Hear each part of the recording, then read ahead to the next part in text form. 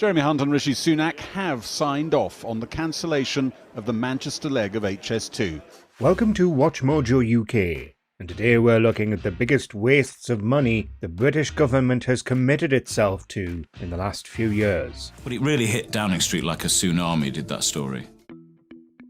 The MOD. Time and time again, the Ministry of Defence has come under scrutiny for how much money it's being given and for how much of that money is spent on anything useful. The question is, what do we spend that money on? And this is the equipment plan for the Ministry of Defence. The Labour Party said in 2022 that as much as £13 billion is being wasted by the MOD each year, with funding constantly increasing each year while other budgets are slashed. Two of them delivered at a huge cost, £6.4 billion to project power across the seas. Much of that money comes from defence contracts that were never actually fulfilled, projects that ran massively over budget, and state-of-the-art military equipment that will potentially never actually get used.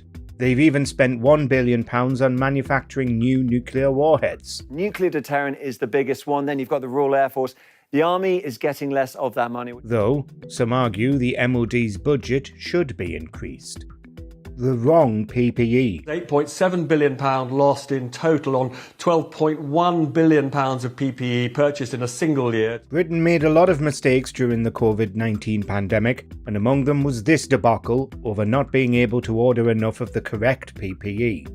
Hundreds of millions of pounds ended up wasted on PPE that was wrong and outdated, and of the PPE that was usable, a lot of it was still destroyed for being surplus to requirements. Of that, £670 million, I'll say that again, £670 million of PPE is being written off because it can't be used. According to the British Medical Journal, about £4 billion worth of PPE was deemed unsuitable and promptly destroyed via burning in the first year of the pandemic. But this £8.7 billion, I think many will regard as a scandal. I imagine the Health Secretary will have to come to the House of Commons to explain himself. The government also got charged enormous fines for storing large amounts of PPE it never used, all while hospitals overflowed and people died. Smoking ban. So in 2043, so what's that, 20 years' time, only those over 35 will legally be able to buy cigarettes. We're not talking about the original smoking ban that came into effect in 2007. By all accounts, that was very successful. 12% of our population smoke. That's the lowest number since current records began. We're talking about the policy announced by Rishi Sunak's government in 2023, that the legal smoking age is going to progressively increase until one day nobody will be legally allowed to buy cigarettes. The number of smokers overall has been steadily decreasing over the last 30 years. Stopping young people from smoking is a good thing, but many have already wondered if this ban won't limit people's freedom too much. Plus, wouldn't the money be better spent on legislation to ban vaping adverts and flavoured vapes, since existing smoking laws are already doing a good job of stopping young people from smoking? And of course, drugs are banned and people still take drugs. The exam results algorithm. A school which has been on a journey of improvement, expecting its best year ever in 2020, yet 60% of their students were downgraded. It's not been revealed how much the government spent on the Ofqual algorithm that was supposed to determine A-level grades in 2020, but it was clearly a boondoggle from the beginning.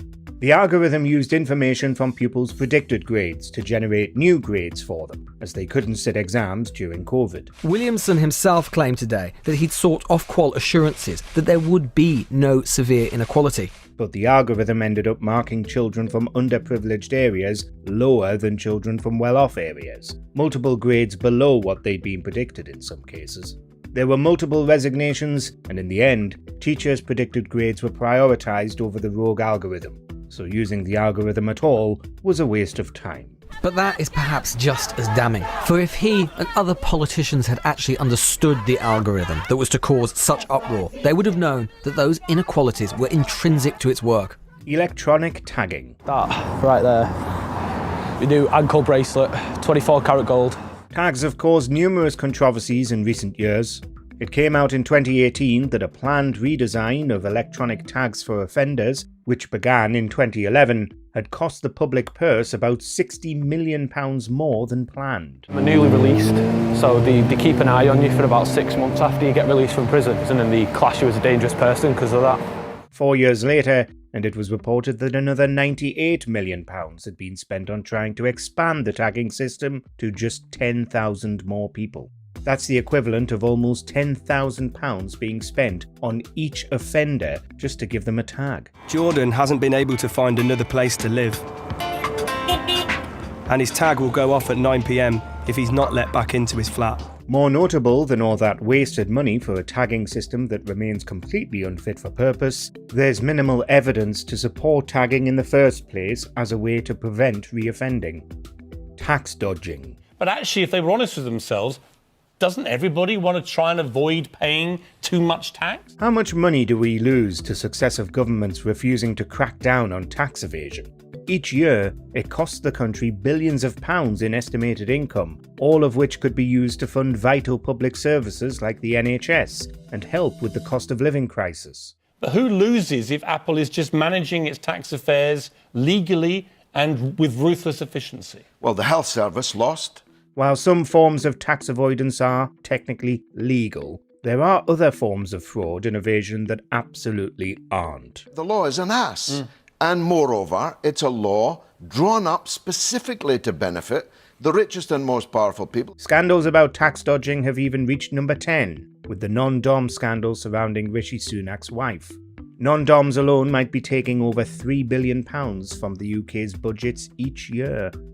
The MP expenses scandal. What the MPs were planning to do was to publish this stuff with all the salient details redacted. Never has such a flagrant waste of public money been on display than during the 2009 parliamentary expenses scandal. The Freedom of Information Act was established by the Blair government in the 2000s, and it would paint a bad picture of MPs from across the benches when it was used to get these details years later. A guy at the other end said, "Hello, would you be interested in looking at a disc of every single MP's expenses?" And I said, yes, I would. MPs had paid for second homes, nannies, luxury goods and renovations and claimed them as expenses. It was MPs from all parties, and in some instances ended up going all the way to court with a few convictions. What Parliament proved when they published the expenses themselves was that they had intended all along to give the public pretty useless information. Nothing says wasting public money than quite literally claiming expenses so that you can pay a hefty allowance to your work-shy adult children. The wars in Iraq and Afghanistan. Is the Taliban takeover of Afghanistan now inevitable? No, it is not. Not only did these two wars cost a fortune and last for years, but the lives of many British soldiers were lost in the process. Britain alone spent billions on intervention in Afghanistan, with tens of millions spent each year. The war in Iraq ended when no evidence of WMDs was found, while as soon as the Western powers withdrew from Afghanistan in 2021, the democratic government collapsed and the Taliban took control. By this stage, there was little doubt that Kabul and the government could fall. It's a huge case for Western countries not getting involved in the Middle East going forward, as almost nothing was accomplished during 20 years of conflict, in which 454 Britons died, along with tens of thousands of Afghan civilians. On Sunday the 15th, the Taliban entered Kabul and met almost no resistance. It emerged President Ghani had fled the country. Bibi Stockholm. High on the cliffs overlooking the Bibi Stockholm is one of Portland's two prisons. The government insists this barge isn't a third. Immigration remains one of the biggest and most loaded issues the British public cares about. But is sequestering asylum seekers on a barge in Portsmouth the best way to handle this? Well, no matter which way you look at it, no. The facts are that not only is Bibi Stockholm inhumane, but it's actually significantly more expensive to maintain and keep people living on a barge than it would be to do so on dry land. The hope is asylum seekers stay on board with a TV room and laptops, one for every 20. As well as confining multiple people to tiny rooms, far more people than the barge was ever intended to house, it also had an outbreak of listeria that led to it being evacuated. regardless of your stance, nobody wants to barge here. We haven't got the infrastructure to deal with it. Before we begin, we publish new content every day, so be sure to subscribe to our channel and ring the bell to get notified about our latest videos. HS2. All anyone's hearing is the downside of losing HS2, as some would see it, and none of the upside of what he might do with the rest of the money. Currently, the UK has only one high-speed rail line, and it's only useful if you're trying to go to France and leave the country entirely. After delays, planning problems, reductions in scope, and spiralling costs, in 2023 it was announced that the northern leg of HS2, which is most of it, was finally going to be scrapped. Number 10 also decided HS2 will stop 30 minutes outside central London at Old Doak Common. Though HS2 had many critics, various former Prime Ministers warned Sunak against making the decision to shelve the rail link. Despite all the work that had already been done breaking ground, planning the route, and buying up all the land, they still decided that getting rid of the line was going to be better for the North than committing to it. I think most people here would say that is a complete betrayal of the North of England, and it's no way to treat this part of the world. Let us know in the comments what you think taxpayers' money should be spent on instead. I want everybody in this room to unleash their inner Conservative. Do you agree with our picks? Check out this other recent clip from WatchMojo UK and be sure to subscribe and ring the bell to be notified about our latest videos.